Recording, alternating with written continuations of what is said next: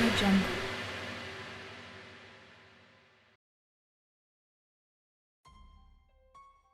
अस्सलाम वालेकुम प्यारे दोस्तों, जुल्फ़ी नॉलेज लैंड वर्ल्ड में खुश आमदीद। गाजी नॉवेल। मैंने इन्हें कहा कि मेरी समझ में ये नहीं आया कि हमारी फ़ौज ने पाकिस्तानी फ़ौज से ढाका में हथियार क्यों डलवाए। अगर वो पूरे मशरकी पाकिस्तान पर कब्जा कर लेते तो अखंड भारत का आधा ख्वाब सच हो जाता और हमारे देश की सरहदों में वसअत भी आ जाती। आप 90,000 पाकिस्तानी फ़ौजियों को कैदी बना के ले आए, ना मालूम पाकिस्तान इन्हें वापस ले गए या नहीं। अब तो वो आप पर महज खुराक वगैरह का बोझ बनकर रहेंगे। वो हंसने लगे। इनमें से जो जरा समझदार दिखाई देता था वो बोला, साहिब हम नुकसान में हरगिज नहीं बल्कि बहुत फायदे में हैं। 90,000 पाकिस्तानी फौजी हमारी कैद में हैं। इस शिकस्त से बाकी मांदा मगरबी पाकिस्तान की कमर टूट चुकी है और आपको हम बहुत जल्द दिखा देंगे कि वो पाकिस्तान भी हमारे कब्जे में आ जाएगा। मैं अजनाले का रहने वाला हूँ, फौज में 9 साल से टैंक रेजिमेंट में हूँ। हम शरणार्थी हैं और पेशावर के रहने वाले हैं। मेरे सूर कबाशी पिता भी फौजी थे जो 65 की जंग में अमर हो गए। वो कहा करते थे कि पूर्वी मशरकी पाकिस्तान के मुकाबले में पश्चिमी मगरबी पाकिस्तान को फतह करना आसान है, इसलिए कि पश्चिमी पाकिस्तान के मगरब में अफगानिस्तान हमारा दोस्त है। आधे से ज्यादा कश्मीर पर हमारा कब्जा है जहां हम बुलंदी पर हैं। हमने इसी मकसद के हसूल के लिए 65 में पश्चिमी पाकिस्तान में जंग लड़ी थी कि अफगानिस्तान अटक तक आगे बढ़कर कब्जा कर लेगा और अपने बॉर्डर से आगे बढ़कर हम गुजरांवाला तक का इलाका फतह कर लेंगे। इधर कश्मीर से हमारी फौजें गुजरात, मीरपुर और मरी के रास्ते आगे बढ़कर सारे पाकिस्तान का तिया पांचा कर देंगी। पाकिस्तान की फौजें बैक वक्त 3 महाजों पर लड़ने के काबिल नहीं। इसके मुकाबले में पूर्वी पाकिस्तान में दरियाओं की बहुतायत और दलदली इलाकों की वजह से लड़ना और फतह हासिल करना ज्यादा मुश्किल है। फिर बर्मा भी हमारा ऐसा दोस्त नहीं जो इस वक्त हमारी मदद करे। अब पूर्वी पाकिस्तान में पाकिस्तानी फौजों से हथियार डलवा कर और कैदी बनाकर हम इन्हें अपने देश में ले आए। पूर्वी पाकिस्तान से हमारा फौजी मुआहिदा है कि वो 20 साल तक 2 डिवीजन से ज्यादा फौज नहीं रखेगा। हमारे ज़ेरे एहसान मुजीब की वहाँ हुकूमत है। अब पश्चिमी पाकिस्तान की फौज हमसे लड़ने से पहले 100 बार सोचेगी कि भारत के इलाके में 90,000 मुसल्लह फौजी कैद में हैं और अनकरीब आपको हम एक और बड़ी फतह की खबर देंगे। शराब के नशे में इसने खासी वाही तबाही बकी और मैं सोच रहा था कि महज चंद हजार गैर मुल्की मुसलमान फौजियों के बलबूते पर 1000 साल तक हुकूमत करने वाली कौम को ये 1000 साल गुलाम कौम का फर्द ऐसे बढ़ चढ़ कर ललकार रहा है। अपनों की गद्दारी की वजह से एक शिकस्त ने हमारी 1000 साल फतवाहात और हुक्मरानी की दहशत को चूर चूर कर दिया था। जोश से मेरा खून तो उबलने लगा था कि बोतल को तोड़कर इसके टुकड़े से इसे जहन्नुम वासिल कर दूं, लेकिन मसलहत और हसूल मकसद की वजह से मैं न सिर्फ खामोश रहा बल्कि इसका इन भड़कों में साथ भी देता रहा। बात अब जंग की तरफ आ चुकी थी तो मैंने पूछा कि मशरकी पाकिस्तान को जो तुम्हारे सूर कबाशी पिता के कहने के मुताबिक फतह करना मुश्किल था, तुमने इतनी आसानी से क्यों कर फतह कर लिया। इसने कहा कि जिस मुल्क का सदर शराबी, कबाबी और जानी हो, जंगी इलाके का कोर कमांडर बजाय जंगी चालें सोचने के रुकैया हॉस्टल ढाका में रिहाइश पजीर लड़कियों को जबरन उठवाता हो और जिसकी वजह से 2 दर्जन से जायद लड़कियों ने 2 मंजिला छत से कूद कर इज्तिमाई खुदकुशी की हो। जिस मुल्क में जमहूरियत नाम की कोई चीज ना हो, इसे शिकस्त नहीं होगी तो और क्या होगा। वो फौजी पढ़ा लिखा और जंगी मालूमात पर खासी दस्तरस रखता था। मैंने इसकी गुफ्तगू की बड़ी तारीफ की।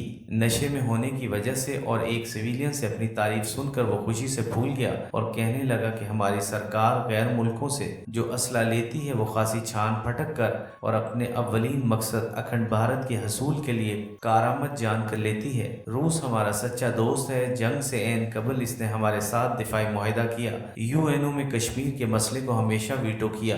62 में चीन के साथ हमारी जंग महज हमारी एक चाल थी कि अमरीकी असला मुफ्त में मिल सके।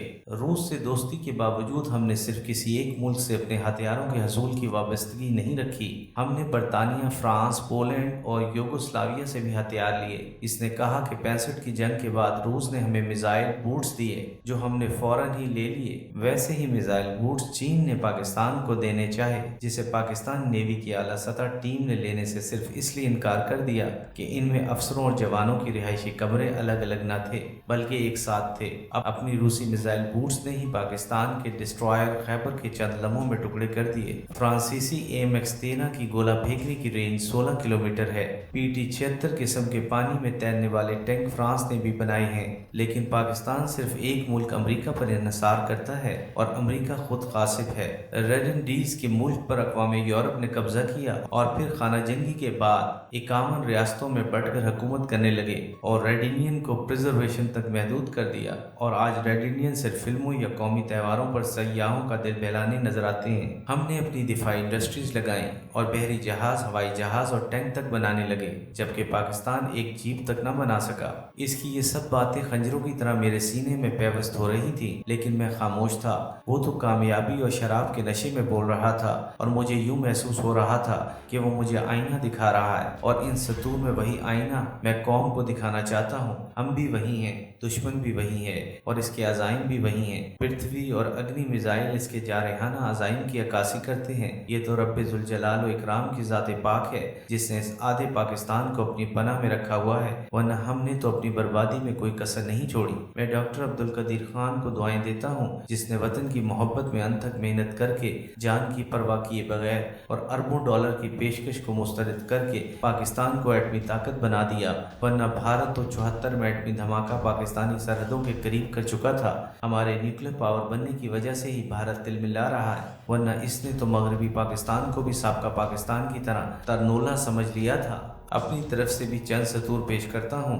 پاکستان جیسا معاشی طور پر تقریباً دیوالیہ ملک قرض لے لے کر جو عیاشی کر رہا ہے، کیا ہم اس کے متحمل ہو سکتے ہیں؟ حکومت جو گاڑیاں منگواتی ہے وہ مرسڈیز 550 اور بلٹ پروف ہوتی ہیں۔ کیا سویڈن کسی اور دنیا کا ملک ہے جہاں کا وزیر اعظم سائیکل پر دفتر جاتا ہے، جس کی بیوی لوکل بسوں میں بیٹھ کر شاپنگ کرنے جاتی ہے؟ ویتنام کا جہانی صدر ہونچی منہ کھڑاوی پہن کر غیر ملکی وفد سے ملتے ہوئے شرم محسوس نہیں کرتا، کیونکہ اس نے اپنی سال بھر کی تنخواہ ملکی خزانے کو دے دی تھی اور جوتے خریدنے کے لیے اس کے پاس پیسے نہ تھے۔ اس صدارتی محل کے باغ میں ایک جھونپڑا بنوا کر اس میں رہائش پذیر تھا، اس لیے کہ اس کا ملک صدارتی محل کے اخراجات پورے کرنے کا متحمل نہ تھا۔ اپنے ہمسایوں کی طرف ہی دیکھیں، تیل اور معدنی وسائل سے مالا مال ایران، امریکہ اور یورپی ممالک کی پابندیوں کے باوجود نہ صرف زندہ ہیں بلکہ خوشحال بھی۔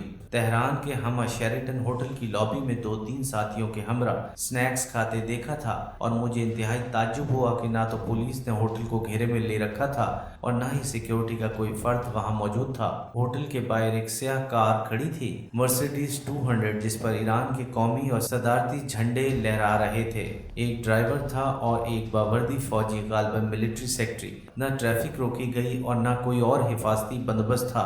عام لوگوں کی طرح وہ ہوٹل آئے، کھانا کھایا، بل ادا کیا اور واپس چلے گئے۔ تہران میں کئی شاہی محلات ہونے کے باوجود صدر مملکت ایک عام سے 4 کمروں کے مکان میں رہتا تھا۔ دوسری طرف بھارت میں دیکھیے، آزادی اور خود مختاری کے 50 سال گزرنے کے باوجود وہاں کوئی پرائم منسٹر ہاؤس نہیں بنایا گیا۔ جواہر لال نہرو، اندرا گاندھی، سنجے گاندھی ایک عام سی پرائیویٹ کوٹھی میں رہتے تھے۔ وہاں کوئی نیا پارلیمنٹ ہاؤس نہیں بنایا گیا۔ انگریزوں کے دور کا پارلیمنٹ ہاؤس ہی زیر استعمال ہے۔ نیا صدارتی محل بھی کوئی نہیں بنا۔ راشٹرپتی بھون یعنی صدارتی رہائش گاہ انگریزوں کے دور کا وائس ریگل لاج ہے، جو کسی طرح بھی لاہور کے گورنر ہاؤس اور کراچی کے سابق گورنر اور صدر کی رہائش گاہ سے بہتر نہیں۔ ایپیسوڈ 6 اختتام پذیر ہوئی۔